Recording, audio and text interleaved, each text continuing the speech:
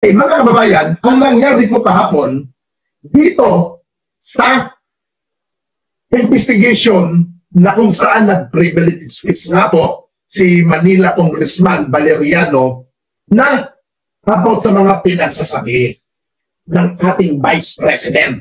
Oo, Vice President ng Republika ng Pilipinas na abogada, may utak, may pinag-aralan ng ating abogada.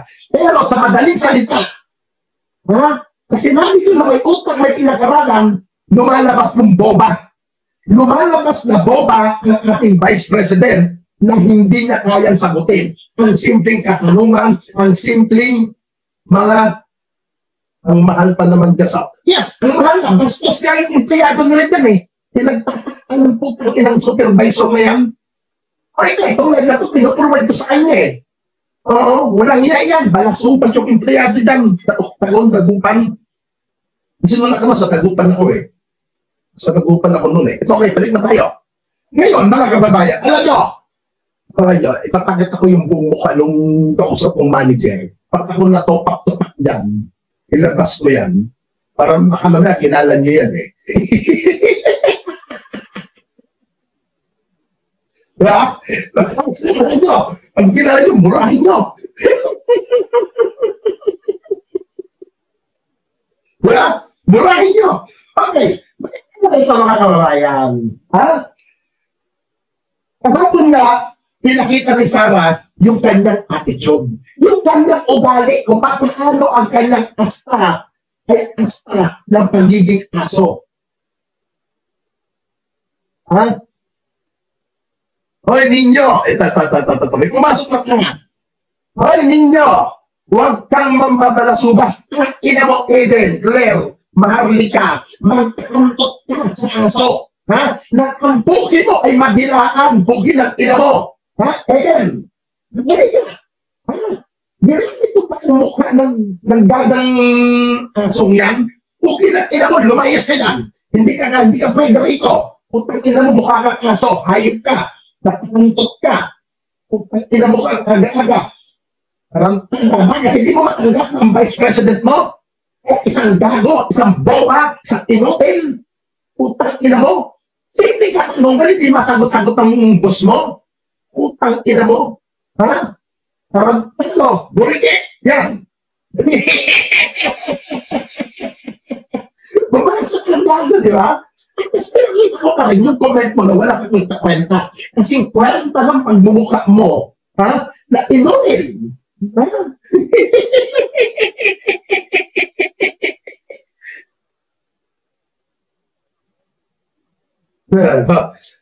Relax lang. Relax. Ferdinand Gomez. Okay? Ito na po mga kababayan, kahapon na lumutang si Vice President. Ang dating sa akin mga kababayan, yung pagpunta ni Vice President kahapon, doon sa hearing kahapon sa Kongreso, na kung saan, parang tila nangungupal ng bibisit at nang iinsulto si Sara Duterte. Yung paglutang na kahapon sa Kongreso. Ganun po ang dating sa akin, ganun po ang paglalarawan ng pagtatakon ni Vice President kahapon. Pero yung dating nga, sige, magpapatawag kayo ng investigation, malutang ko. Magpapakita ko, pero hindi niyo ako pwedeng gipitin. Hindi niyo ako pwedeng pilitin na makasal. Kung ano man ang gusto niyong itanong. Ganun ang dating sa akin, mga kababayan eh. Parang nang-uurot siya, nangungupal ng bibisit sa mga congressman. Yun ang datingan ng galawan kahapon ni VP Sara Duterte. By the way po mga kababayan, bago natin simulan ang topic ko na yan. Mga kababayan, nung mga nakaraan, past day nag-aakusa ang ating Vice President. Dahil allegation niya, 2 tao lamang daw ang nasusunod sa Kongreso, sa gobyerno. At ang 2 tao daw na ito ang may hawak ng pondo or pera ng gobyerno. Yun ang allegation ng ating Vice President na matalinong burike na boba na gaga. Yan ang sinasabi ni Vice President. Para po sa ating kaalaman, para po hindi po tayo maligaw ng sinasabi ni Vice President, Pakinggan niyo po ang maliwanag at malinaw na explanation ni Congressman Saldico. Okay?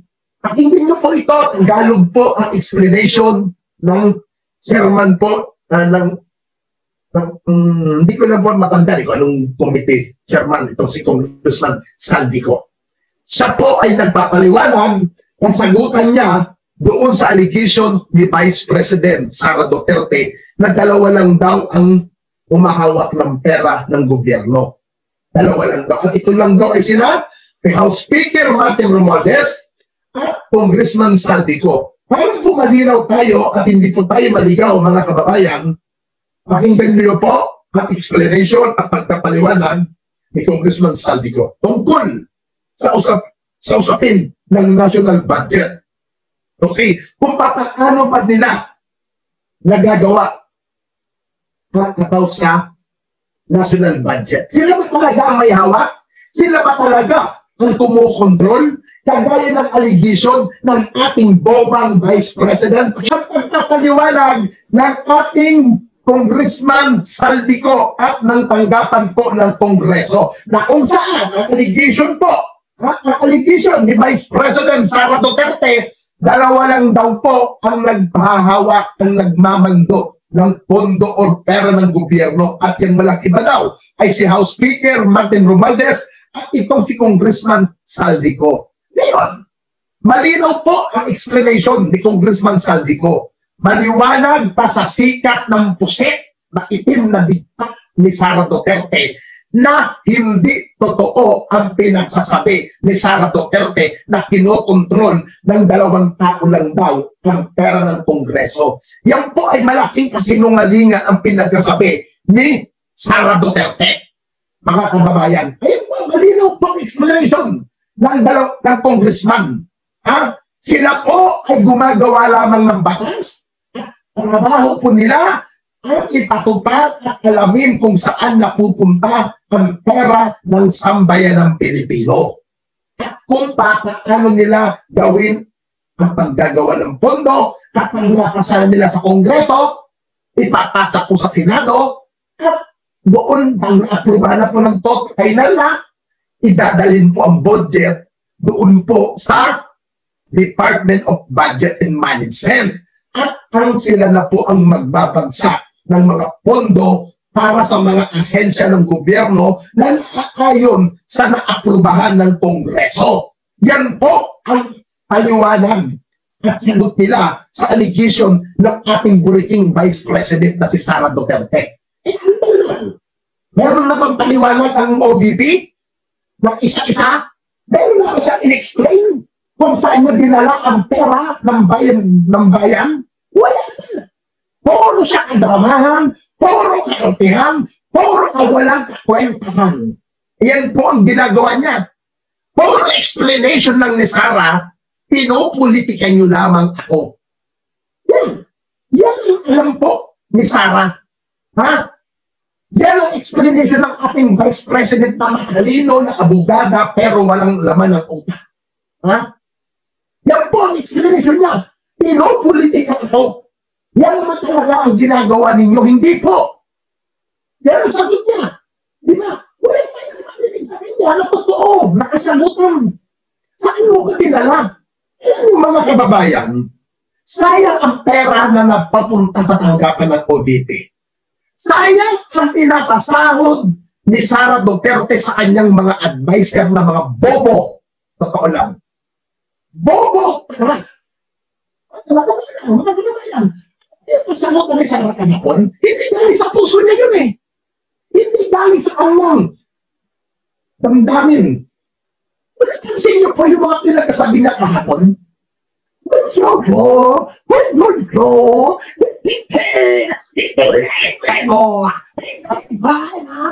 Hindi siya sa cellphone niya. Yan ang gawa ng mga scripted ng mga person ni Sara. Diba?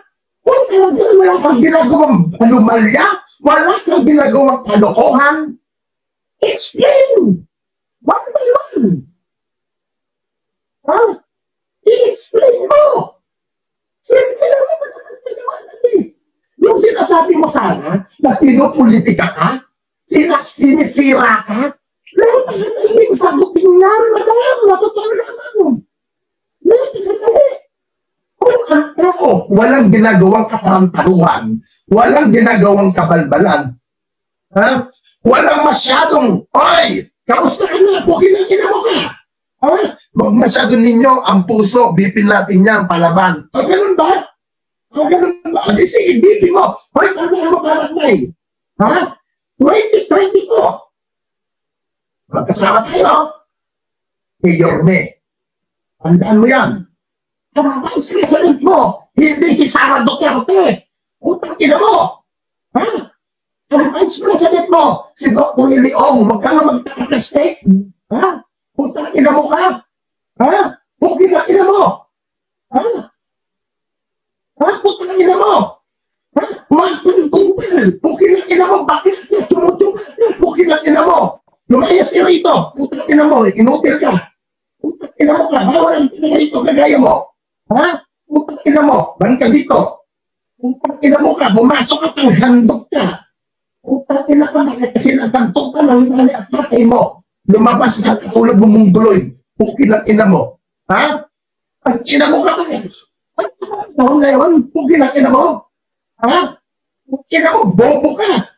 Utang ina mo, aga-aga, visit ka. Pumunta ka pa dito sa live kong hindot ka. Ha? Yung patindutan mong aso na si Dada. Ha? Yung patulaw mong tauhan na si Dada. Nagtikulero din, napatay gutom na bugaw. Ha? Ha? Yung bugaw mong tauhan. Ha? Utang ina mo. Diba? Yung pakinuto mong kaso. Ha? Utang ina mo. Diba? Utang ina ninyo. Pumupunta kayo rito. Mga gundong kayo. Diba? Pumasok yung isang ano to. May pumasok na ano na upal.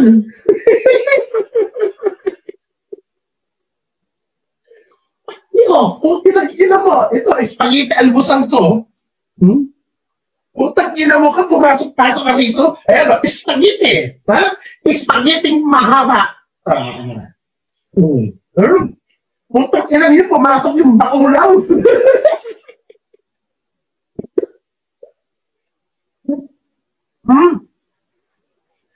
Ina mo ka, black ka na, gago. Inutil ka.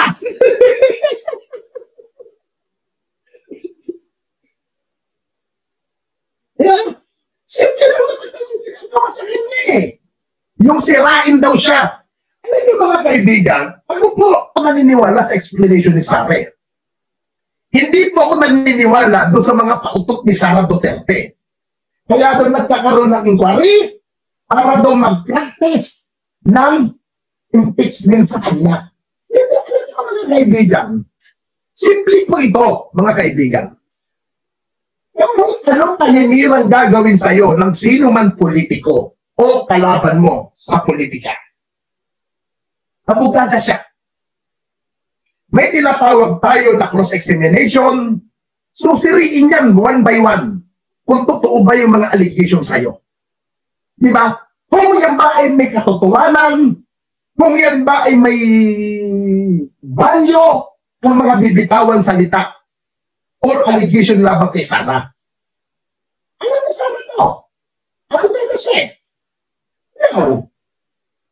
Kung sinasagot niya isa-isa at sasagutin niya ng makatotohanan ang mga tanong sa kanya ng mga congressman, nakapartido niya man o hindi nakapartido, napakadali maipakita sa tao na siya ay totoo. Pero, parang isang public servant kung hindi marunong sumagot, hindi maipaliwanag kung saan niya dinadala ang pera, ang pondo ng kanyang nakalaan sa kanyang tanggapan, isa lang po ang ibig sabihin yan, mga kababayan. Meron kang ginagawang anomalya sa iyong tanggapan. Kasi hindi mo maipaliwanag. Nagkataon lamang, mga kababayan, nahanapan siya ng butas. Sabi na natin, binupolitika ka, ganyan. Yung may butas na nakita sa'yo eh. may nakita sa yung anomalya. Yan ang isyo. At nagkataon po, ang Kongreso ay may kapangyarihan na magtanong, magtalkan, kung saan mo dinadala. Kaya mga kabayan, napakabuti ng chairman kahapon, ng komite kahapon, napakabait pa. Kung pinupolitika si Sara Duterte, pakikita niyo po mga kabayan ha, kahapon, nagsasalita si Sara Duterte, yung chairman, pwede po ba suspended tayo 1 minute? Pinagkita siya ng ating chairman. Kahapon, na si Congressman Joel Chumba, binibigyan siya ng pagkakataon. Sige, sige. Sinasakyan siya. Alam niyo, hindi ka tanggap-tanggap dito mga kababayan, yung ginagawa ni Sara kahapon na kung saan lantaran na nagpapakita na magkakasabwat si Gloria Arroyo na dating Pangulo ng Bansa at si Sara Duterte at si Congressman Marcoleta na kung saan ang nangyayari, ikaw ay isang resource person, ikaw ay isa sa mga nasa hot seat na upuan, ha? At ang mga nag-iimbestiga ay mga congressman. Tapos, isa ka sa congressman, yung iniimbestigahan, magre-request ng isang suspended, tapos lalapitan ka, magkamay-kamayan ka, huwag mo bulong-bulungan ka, na isang pinagdihinalaan na may anomalya. Ano po ang natin nun? Hindi po ba lantaran ng pangwawalang hiya ni Sara Duterte? Isang pagpapakita na walang respeto? Di ba? Ano ba ang sinabi? Hindi ka member ng committee ito. No, saan ang tatangyos ni Congressman Marcoleta?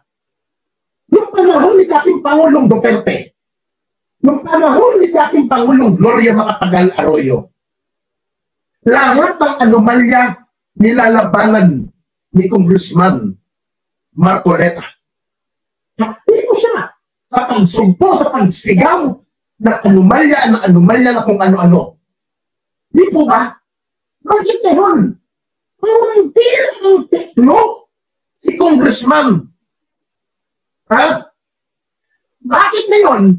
Parang ang tila teklo si Congressman Marcoleta kay Sara Duterte. Anong meron Congressman Marcoleta? Ano kinakarpa mo, Congressman, pinapakmakan mo, nagsangkot sa ganito? Dahil ito si Sara Macron. Ano po nangyari? Dahil parang nag-ihip po kayo ng hangin. Nagtatanong po kami. Ha? Nagtatanong po. Saan po tayo nakakanalig? Di ba? Congressman ka ng sambayan ng Pilipino. Partilis ka. Ha? Partilis ka ng sagip, partilis. Hindi ka partilis ng sagip ni Sara Duterte. Sagip, Sara Duterte. Hindi ka partilis ng sagip, Sara Duterte. Partilis ka ng organisasyon o samahan ng sagip. Ay, doktor, ako iba naman ang partilis mo. Sagip, Sara Duterte naman ang tawag sa partilis mo. Congressman Marcoleta, believe ako sa'yo sa tapang mo, sa tikas mo, sa lakas ng loob mo, na bumakbak, mag-imbestiga, magtanong, makatalino. Pero po, Congressman, ano ba nangyari? Pinalitan naman ang pangalan ng partilis mo. Sabi, Sara Duterte, partilis naman ang pangalan niyan. Nagtatanong naman po. Kasi nakikita po akong mga pangalan po dyan ng mga joke, ng mga posting sa social media, na may bungad na, sabi, Sara Duterte, partilis. Ano yan po ba? Ano po ba yung partilis niyo? Sabi, partilis Sara Duterte na ba yan? Ha? Nagkakatawa lang eh. Sabi, ang tikas mo sa Kongreso, kung Marcoleta, gaano ka katapang, gaano ka nakatalino kung magtanong sa IBI-CBN? Ha? Ayun, sa gipsara naman. Nagtatanong po tayo. Nagtatanong po tayo. Sabi mo mga kaibigan, may kwento ko lamang po sa inyo ito.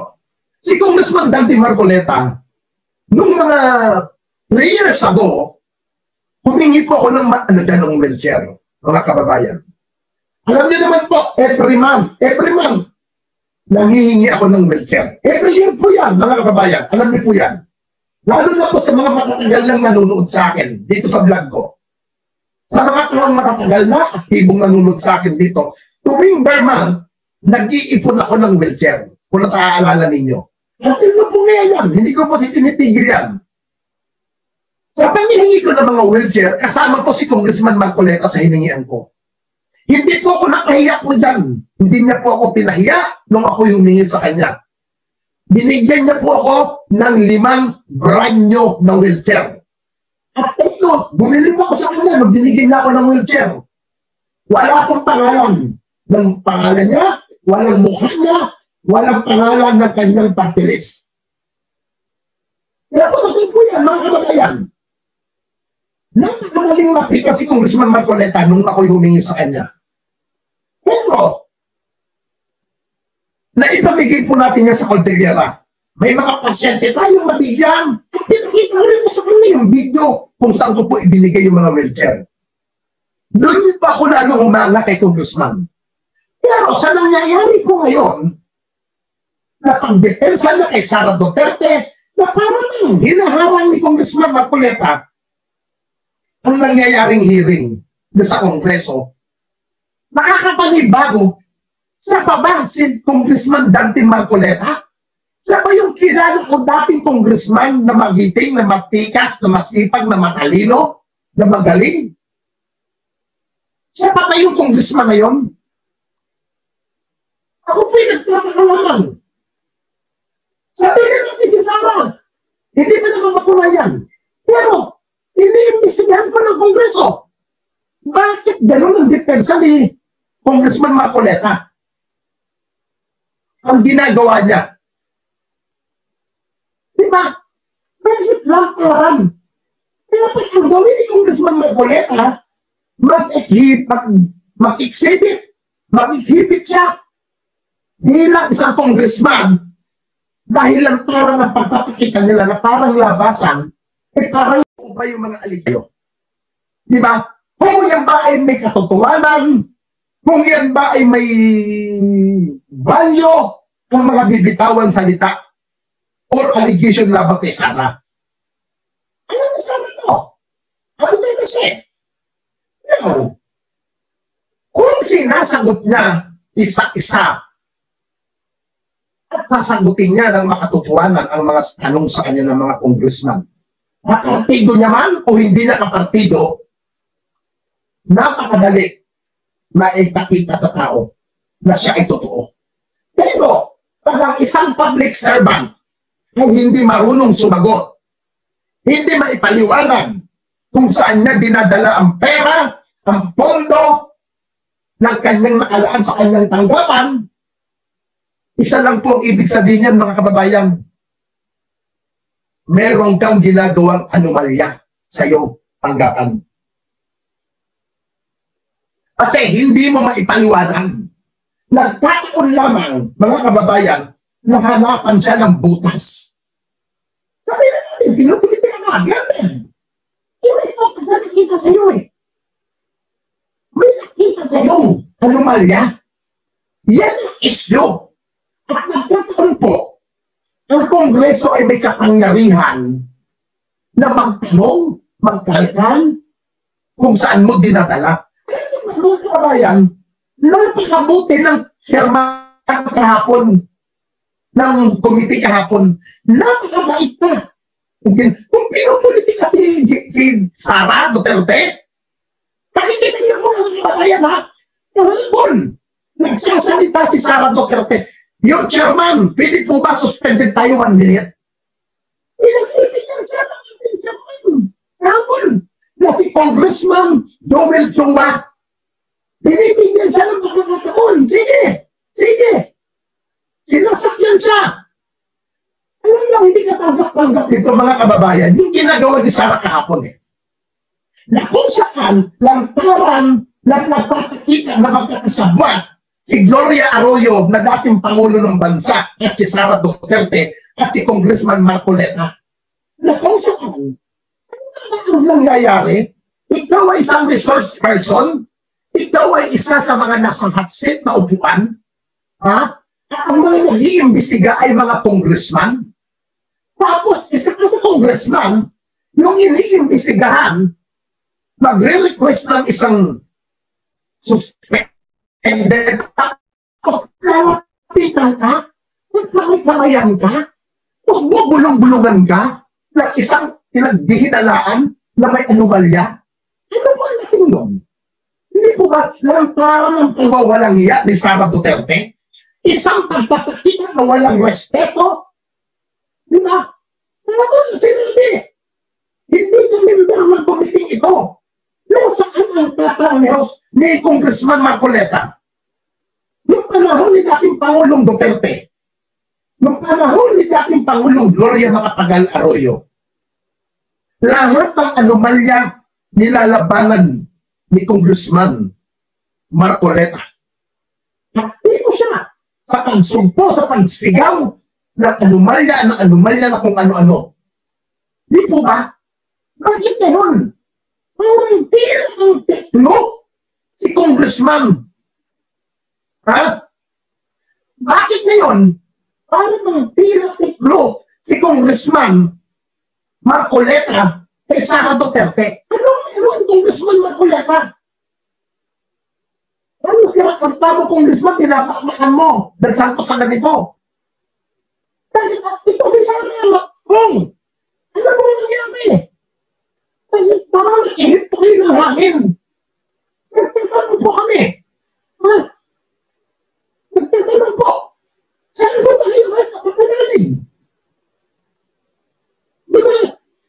Congressman ka ng sambayan ng Pilipino. Partilis ka. Ha? Partilis ka ng sakit, partilis. Hindi ka partilis ng sakit ni Sara Duterte. Sakit Sara Duterte. Hindi ka partilis ng sakit Sara Duterte. Partilis ka ng organisasyon o samahan ng sakit. Ay, totoo, iba naman ang partilis mo. Sakit Sara Duterte naman tawag sa partilis mo. Congressman Marcoleta, bilib ako sa iyo sa tapang mo, sa tikas mo, sa lakas ng loob mo, na bumakbak, mag-imbestiga, magtanong, makatalino. Pero po, Congressman, ano ba nangyari? Pinalitan naman ang pangalan ng partilis mo. Sa akin, Sara Duterte partilis naman ang pangalan niyan. Nagtatanong naman po. Kasi nakikita po akong mga pangalan po dyan ng mga joke, na mga posting sa social media, na may bungad na sabit Sara Duterte partilis. Ano lang po ba?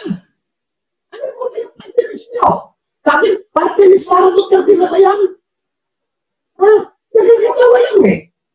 Dati ang tikas mo sa Kongreso, kung Marcoleta, gaano ka katapang, gaano ka nakatalino kung magtanong sa IBI-CBN? Ha? Ayun, sakit sa ulo ba? Pero nagtatanong po tayo. Nagtatanong po tayo. Sabi niyo mga kaibigan, maikwento ko lamang po sa inyo ito. Si Congressman Dante Marcoleta, nung mga 3 years ago, humingi po ako ng wheelchair, mga kababayan. Alam niyo naman po, every month, nangihingi ako ng wheelchair. Every year po yan, mga kababayan. Alam niyo po yan. Lalo na po sa mga matatagal lang nanonood sa akin dito sa vlog ko. Sa mga taong matatagal na, aktibong nanonood sa akin dito, tuwing per month, nag-iipon ako ng wheelchair. Kung nataalala ninyo. Dati na po ngayon yan. Hindi ko po tinitigil yan. Sa panghihingi ko ng mga wheelchair, kasama po si Congressman Marcoleta sa hiningian ko. Hindi po ako napahiya po dyan. Hindi niya po ako pinahiya nung ako humingi sa kanya. Binigyan niya po ako ng 5 brand new na wheelchair. At ito, bumili po ako sa kanya nung binigyan niya ako ng wheelchair. Wala akong pangalan ng pangalan niya, walang mukha niya, walang pangalan ng kanyang partilis. Kaya po natin po yan, mga kababayan. Napakadaling makita si Congressman Marcoleta nung ako humingi sa kanya. Pero, naipamigay po natin yan sa Caldera. May mga pasyente tayong nabigyan. At pinakita rin po sa kanya yung video kung saan ko po ibinigay yung mga wheelchair. Doon pa ako lalo humanga kay Congressman. Pero sa nangyayari po ngayon, na pagdepensa na kay Sara Duterte, na parang hinaharang ni Congressman Marcoleta, ang nangyayaring hearing sa Kongreso, nakakapanibago, siya pa ba si Congressman Dante Marcoleta? Siya ba yung kilala ko dating congressman na magiting, na matikas, na masipag, na matalino, na magaling? Siya pa ba yung congressman na yun? Ako po'y nagtataka. Sabihin natin si Sara, hindi pa naman matunayan. Pero, iniimbestigahan pa ng Kongreso. Bakit gano'n ang depensa ni Congressman Marcoleta? Ang ginagawa niya. Diba? Bakit lantaran? Pero pag ang gawin ni Congressman Marcoleta, mag-exhibit siya bilang isang congressman dahil lang parang ang pagpapakita nila na parang labasan, parang magiging mga bias sila kay Sara. Pero ang bias, ang dating nalilitan. Si Gloria Arroyo, madaling masagin sa social media yan eh. Hindi pa malinis at si Gloria Arroyo nung panahon po niya. Marami pong kinasangkutan na korupsyon di si Gloria Arroyo. Marami pong issue na negative ang ginawa. Si dating Pangulong Gloria Macapagal Arroyo, nagdagan po ang tinatawag na NBC ba yun? Yung broadband? Hello, Garci? Di ba? Marami. Yung Jose Pidal account? Di ba? Yung Jose Pidal? Kaya nasangkutan ng kanyang asawa na si dating first gentleman, Jose Miguel Arroyo. Ang dami. Yung nagtagkawa dito, nililaan nila sa mga batas-batas na sila rin ang gumawa, na sila rin ang bumubutas. Di ba? Simple lang naman eh. Kung talagang walang tinatago si Sara, walang ginagawang anomalya, ang paliwanagin nyo, yun ang makakatulong kay Sara. Hindi naman habang ako nagkakape sa labas ng bahay, may mga kakwentuhan tayong senior citizen. Nakikinig lang ako sa usapan ng mga senior kanina. Diyan sa may swimming pool, sa baba. Alam nyo, hindi ko kilalang mga tao, nakikita ko na sila tuwing umaga, tumatambay niya sa may poolside. Alam nyo ba anong sabi niya sa grabe ang ginagawa ni Sara? Ang dami niyang arte. Hindi masagot, ganito, ganyan. Masyado siyang tawag nito.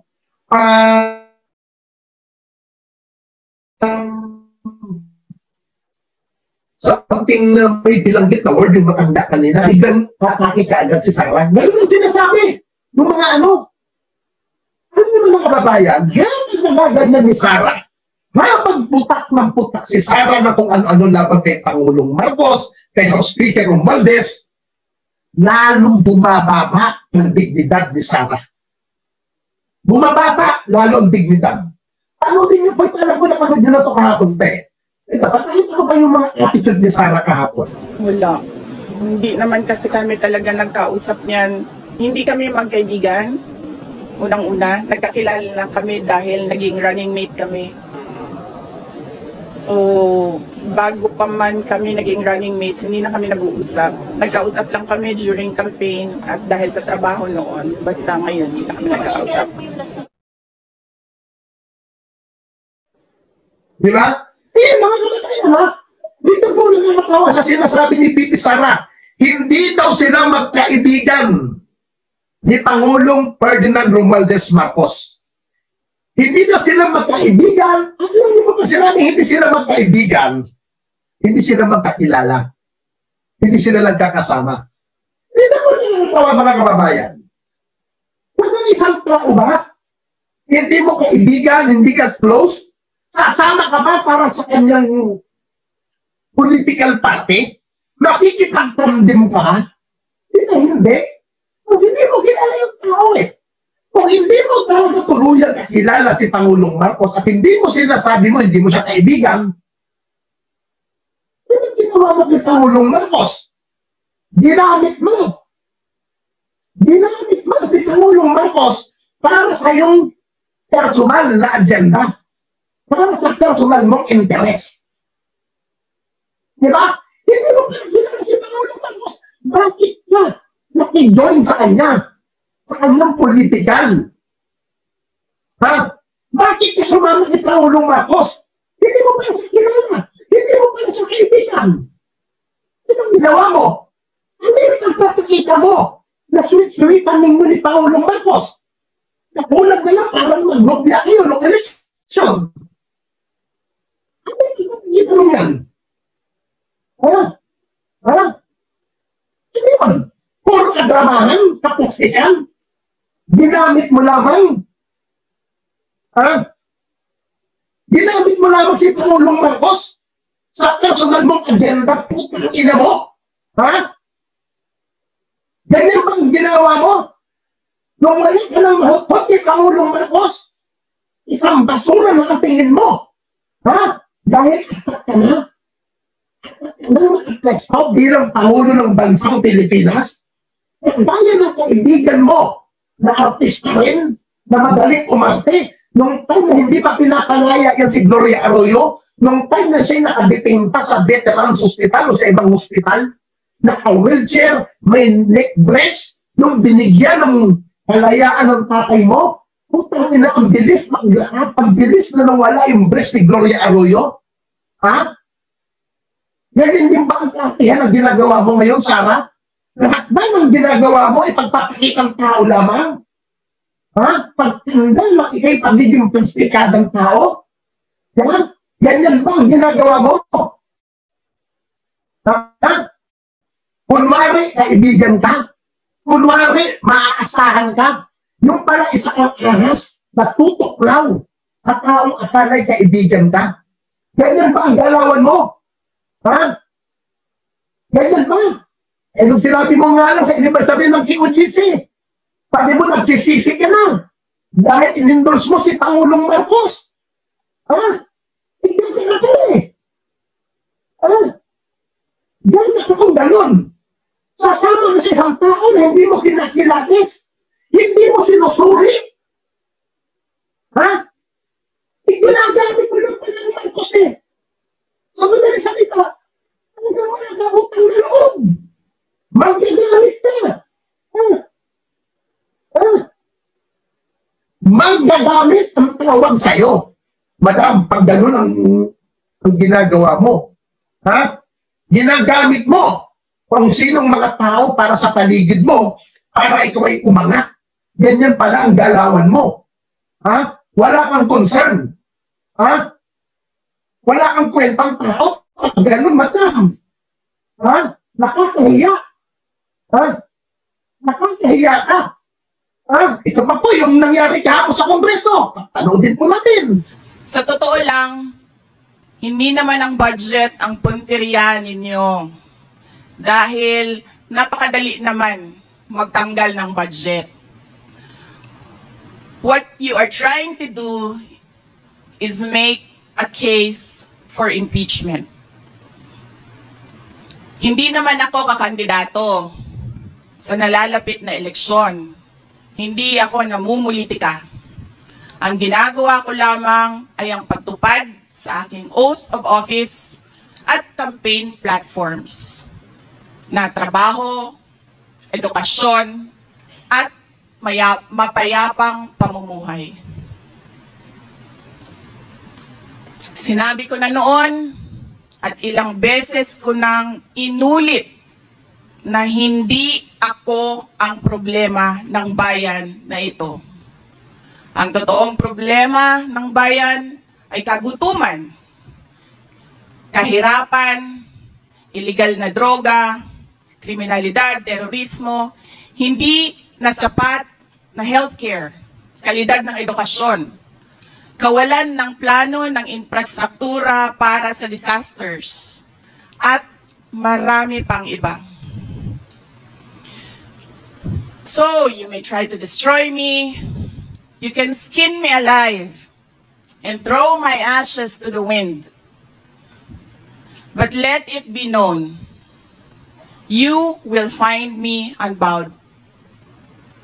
I will continue to serve the Filipino people no matter the personal cost.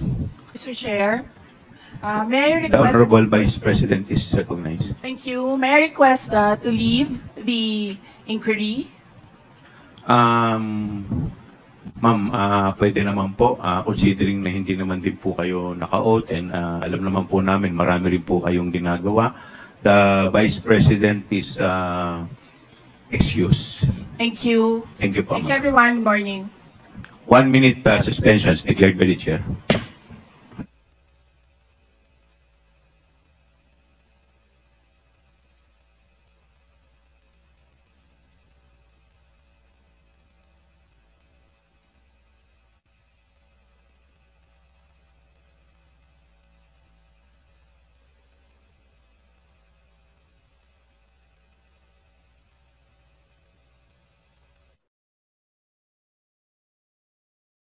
Kita niyo po mga kababayan, dito ako natatawa sa kanya eh. Ang sinabi niya, kahapon doon sa speech niya, tinutupad niya lang daw ang kanyang tungkulin na sinumpaan nung siya ay naging Vice President. Di ba? Hindi po ba mga kababayan, itong sinasabi niya na kanyang tinutupad ang kanyang mandato bilang pangalawang pangulo ng bansa, kasama po itong title natin, you will the truth and nothing but the truth. Diba? Yung magsasabi ka ng katotohanan, magsasalita ka ng maaayon sa katotohanan bilang ikaw ay isang halal na opisyal ng gobyerno. Di po ba kasama po yan sa kanyang sinumpaang salaysay? Sa kanyang tungkulin bilang mandato niya bilang Vice President? Tingnan mo, makatanong sa kanya ng congressman. Yung sumagot siya ng makatotohanan, ginawa niya ba? Ginawa niya ba? Hindi po ba itong ginagawa niya kahapon, pagpapakita niya na kung ano-anong sinasabi niya, na siya daw ay ang accusation na kahapon. Ginagawa daw ang investigation na yan, hindi daw para sa aid of legislation. Bagkus para daw siya raw ay wasakin, sirain. Yung mga sinabi niya po kahapon sa Kongreso, mga kababayan, isa pong pagpapakita na wala siyang respeto at wala siyang pagkilala sa Kongreso.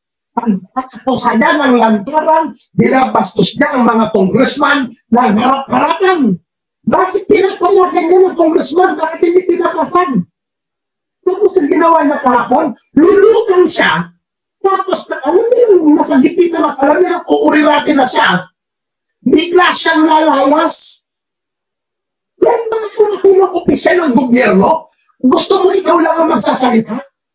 Tapos nakikita po natin, mag-request siya ng 1 minute suspended o suspension, o suspended na hearing na yan, ng 1 minute, sa so, ilalapit kay ating Pangulong Gloria Macapagal-Arroyo at bulong-bulong doon. Ano sinasabi niya? Bakit sinasabi niya? Madam, maganda ba yung acting ko? Madam, okay ba yung arte ko? Maganda ba yung pasag ko ang mga congressman na kasamahan mo? Hindi lang ginalan eh.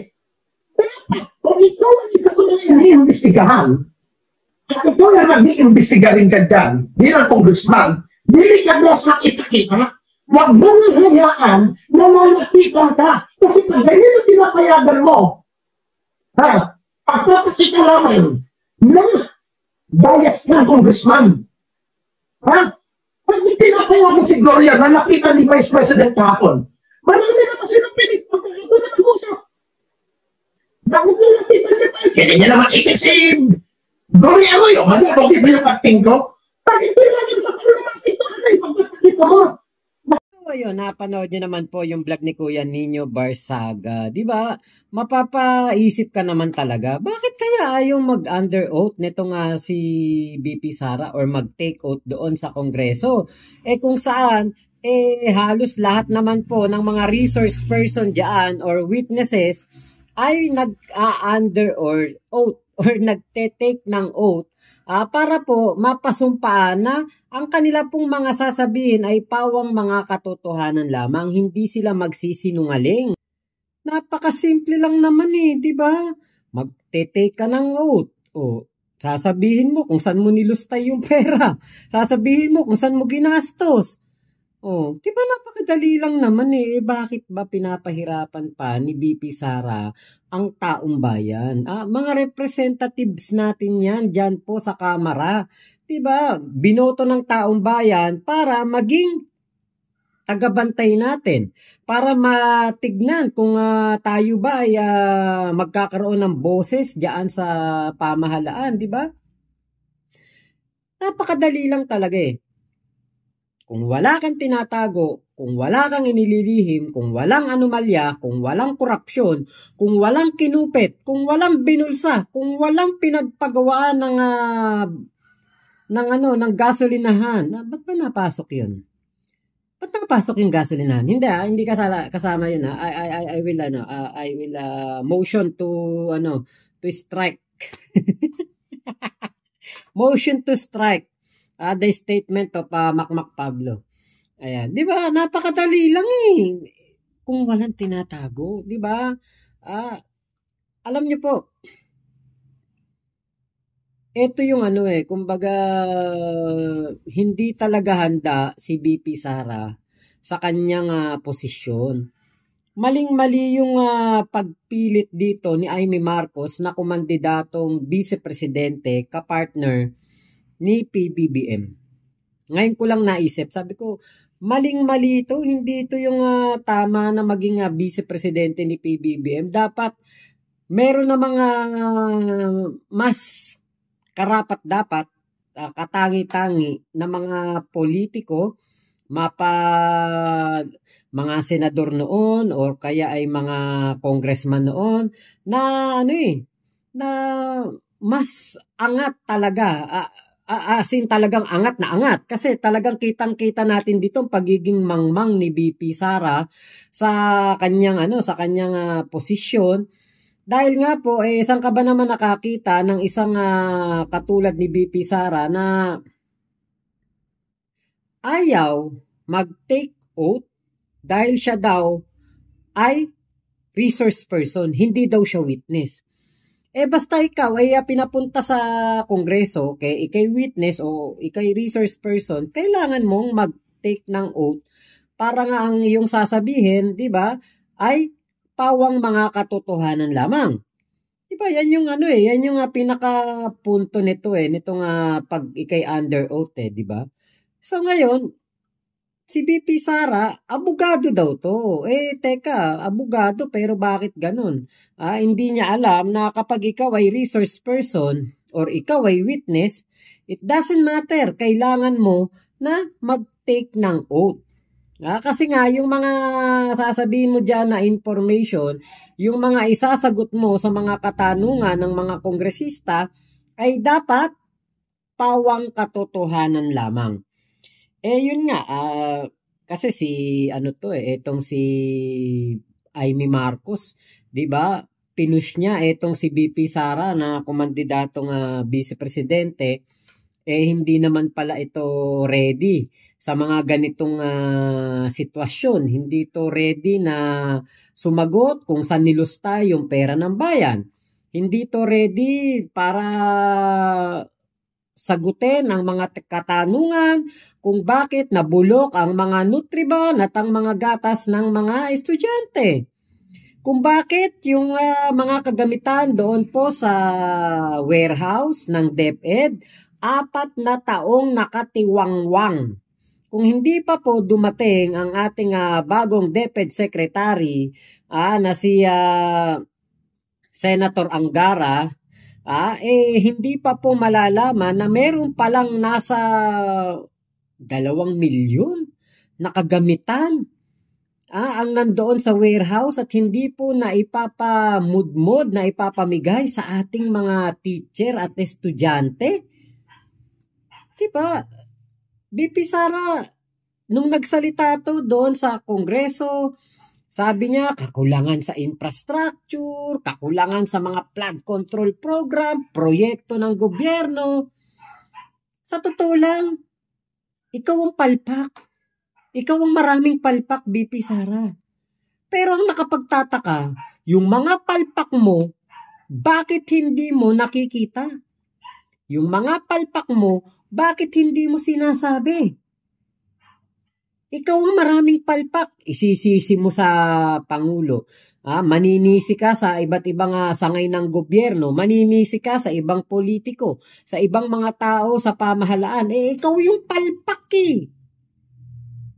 Kaya nga may Congress hearing na may pinuntahan kang Congress hearing kahapon, kaya ka humarap sa Congress kasi ikaw yung palpak, marami kang palpak. Marami kang hindi nagawa bilang DepEd Secretary. Sabi mo, mababang edukasyon, o kalidad ng edukasyon, problema ng bayan. 2 taon kang DepEd Secretary, bakit hindi mo inaksyonan? 2 taon kang nanilbihan na DepEd Secretary, wala kang ginawa. Ngaw-ngaw ka lang ng ngaw-ngaw. Yung mga kagamitan doon, mga laptop sa warehouse, nakatiwangwang, panahon pa ng ama mo, hindi mo pinamigay. Anong klase kang DepEd Secretary? Baka DepEd Secretary ka lang para sa intelligence fund at confidential funds at Vice Presidente ka ni Kibulok. Walang iba. Walang iba na ikaw pinagsisilbihan kundi si Kibulok. Wala kang sinasabi patungkol sa West Philippine Sea, may naputulan na ng dilire, wala kang pakialam. Napakaraming kabataan ang namolestya ni Kibulok, pinagtatanggol mo pa. Baka Vice Presidente ka ni Kibulok. Baka Vice Presidente ka ng KOJC. Hindi ka namin Vice Presidente. Lahat kayo, mga Duterte at sumusuporta kay Duterte at sumusuporta kay Kibulok, puro kayo katarantaduhan. Ngayon, nung nabuking kayo pa galit.